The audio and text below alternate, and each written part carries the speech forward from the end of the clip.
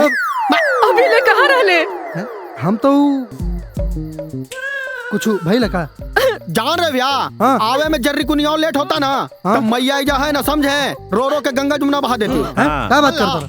समाधि रही ना भैया भोजपुरी। हाँ हाँ बुझलिए न, लड़की के भोजपुरी आवे के चाहिए, एकदम ठेठ भोजपुरी आवे के चाहिए। लड़की को भोजपुरी आना ही चाहिए। हाँ चल ना। क्या? लड़की की भोजपुरी आवे के चाहिए। ए सुन है ना, ठीक बा। काले पगार मिलल बा, हर महीना 2000 रुपया घर खर्च में से निकल जाई तो खर्चा पानी कैसे चली? चल जौन हो तो देखल जाए। लीजिए, अगले महीने का एडवांस में इसी तारीख को आके दे दूंगा। ठीक है।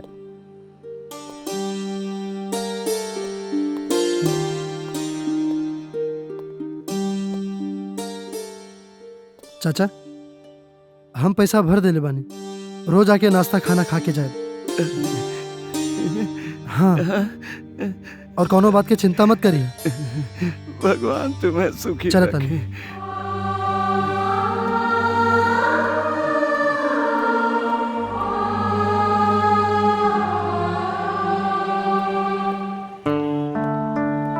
चलो। आप बहुत अच्छे इंसान हो और आपकी अच्छाई से हमको प्यार हो गया, और आप हमें मना नहीं करना, वरना मैं मर जाऊंगी।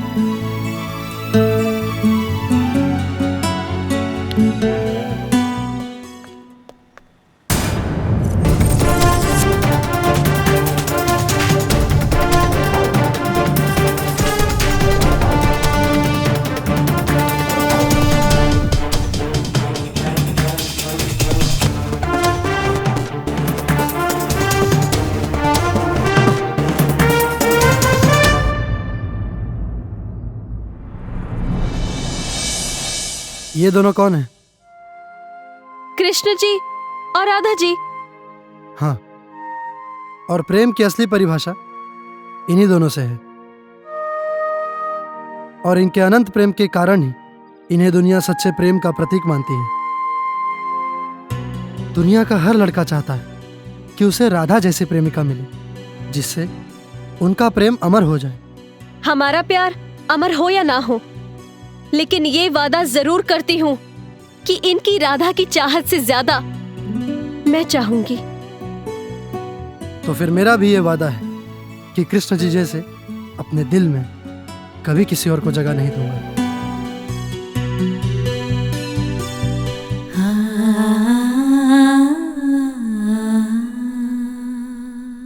केने गेलो हो? कहाँ रहे? मालूम रहती है तब न बते तू कल।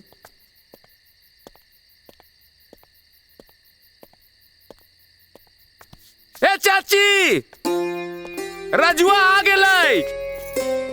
ए चाची, हाय देखी। अभी ले कहाँ रहले? हम तो कुछ भाई लगा जान रहे भैया, आवे में जर्री कुनी और लेट होता ना तो मैया जा है ना समझे, रो रो के गंगा जमुना बहा देती। क्या बात करता? अरे लाल के बियाह वाला मामला अभी तक नरम नहीं के भइल। वो लोग गरम होके खोजे तो ये सन, यही से इतना देर रात बाहर रहल ठीक नहीं खे। अरे मई तू का चिंता करता रही? अरे हमरा कुछ हो सकेला का भला? और तू बात बात पे गंगा जमुना बहावल बंद कर, बुझ ले। सुना लो, वो मालिक आज बोलने बाड़न कि काल कंपनी में जल्दी आवे के बाद। चला खाना ना खा के जल्दी सूत जल जाओ। हाँ, ठीक कहता रहो। हमरा पेट में भूखे चूहा हुदुर हुदुर कूदता, आ खइला बिना दुबरा जाता। हमार मेहरारू हमरा के छोड़ दी।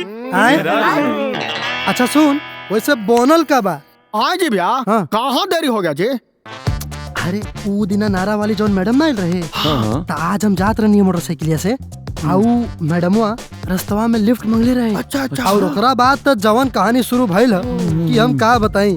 चाची चाची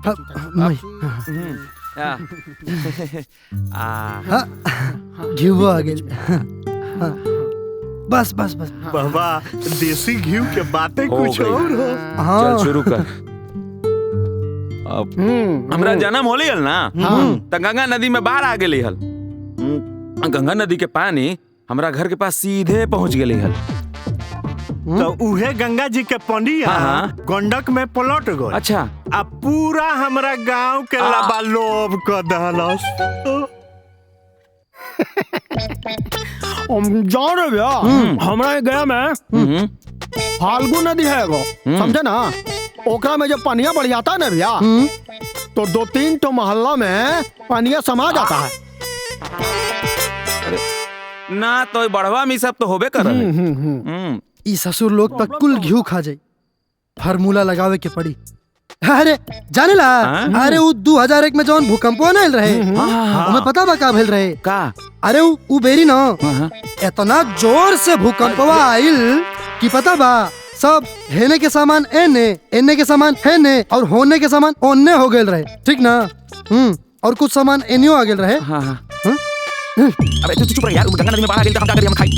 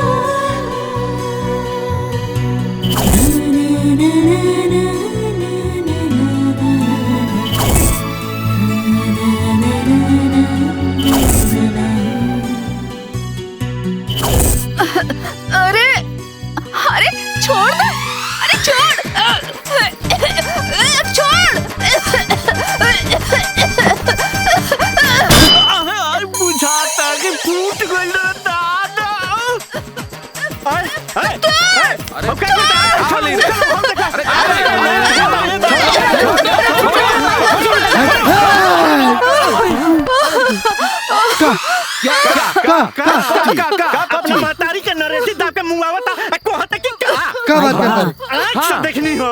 हमू देख लिखे। पूछा अरे पागल, हम तो तोहरा के सपूत समझत रहनी है। बाकी तू तो हमरा के मुआये देता। ए, चला सुता चलो जा। माई गोड़वा दबा दी।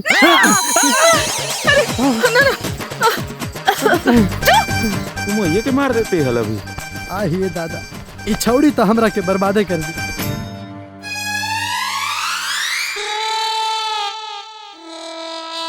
एगो बात बोलियो चाची, ये तो अच्छा हलवा के तोहार बेटवा के हाथ खाली गर्दन तक पहुँचलो हल, और कहीं हाथ वाथ में चकुआ रहती हल तो हो। है मर्दे, हाँ। तू पगला के का हो? अरे चाची कोनो गाना है का ये चाची के जब आ जाई? चाची मान लीजिए अगर रात कुछ ऊंच नीचा हो जाता, अरे तो समाज में तो थू हो जाता। अरे काकी, काल्हे अखबार में पढ़ले रहनी कि एगो लड़का एगो लड़की के पीछे इतना खखुआइल रहे कि नहा धोआ के अपना माइये बाप के पीछे पड़ गए। एक काकी, हमरा तो लगे है न जो आहा के चिताओ जराइए कर रहा। और जा रही चाची, हमरा तो ऐसा लग रहा हो ना, समझे? तोर जो छोड़ा हो ना, एक दिन तोरा लगी खतरा के घंटी बन जतो। ये एकदम ठीक कहते हैं। रजुआ के मुंह पे एक गो नाम रहा भैया, माई। ए माई, माई। लेकिन आज प्रीति प्रीति प्रीति प्रीति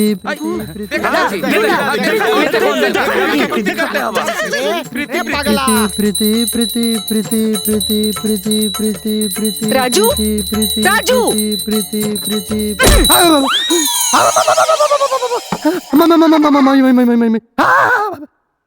ई प्रीति के बिया का ऊ?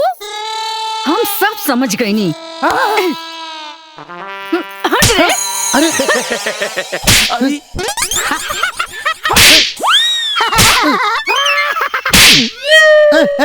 ये सब तोनी लोग के करतूत रहे ना? अरे हमने के बाद में ठेलियो, ले जाकर माई के देखो अपना। हाँ, अरे माई, हट रे, माई रे, ए माई, अरे कहाँ गए रे? ठीक बा। बाकी वो लड़की के भोजपुरी आवे के चाहिए। चाची के लड़की भोजपुरिये चाह है। समाधि रही ना भैया भोजपुरी। हाँ हाँ बुझलिए न, लड़की के भोजपुरी आवे के चाहिए। एकदम ठेठ भोजपुरी आवे के चाहिए। लड़की को भोजपुरी आना ही चाहिए। हाँ चल ना। क्या लड़की की भोजपुरी आवे के चाहिए। ए सुन है 5 बार सुनी ना। Click on the bell icon to get regular updates from Venus.